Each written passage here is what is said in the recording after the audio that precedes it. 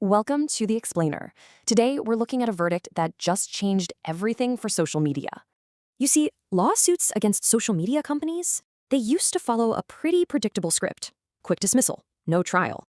But just recently, that whole system broke. A jury found these platforms could be held liable for harm.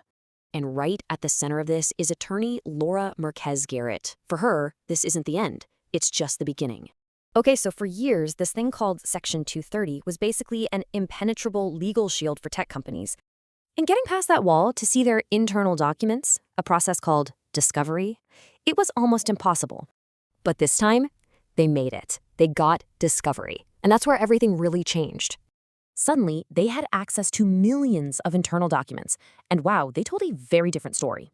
And the evidence in there wasn't just data. It was painfully human, showing the direct impact on kids. So this wasn't theory anymore. This was hard evidence of individual harm right in front of a jury. Now, you might have heard the damages were small, right? But that's kind of missing the real strategic win here. See, the real win wasn't a big payout. It was getting a legal finding of liability and of malice or fraud. Honestly, they would have taken a $1 verdict with that finding. That was the real prize. It creates risk. So the companies argue this kind of thing will chill innovation. But what do those internal documents actually say? Well, one meta document called Tweens Herd Animals, showing a clear strategy to target young, impressionable users. And another one was even more blunt. Get them young. The younger, the better. So the real problem isn't regulation. The case suggests it's that the business model itself is built on addiction. Let's talk scale, because whistleblower Frances Haugen puts the financial risk of this into some startling perspective. Take this one case. Scale it up to the whole U.S. population.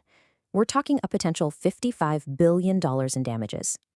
And at that rate, you'd only need about 150,000 victims to hit $1 trillion in damages. So where does the fight go from here? It's a two-front battle: legal pressure from states and public pressure from families. The big takeaway? For the first time, a jury got to look behind the curtain. The legal shield is cracked. You know, the fight against big tobacco took decades. The big question now is, can this fight move any faster?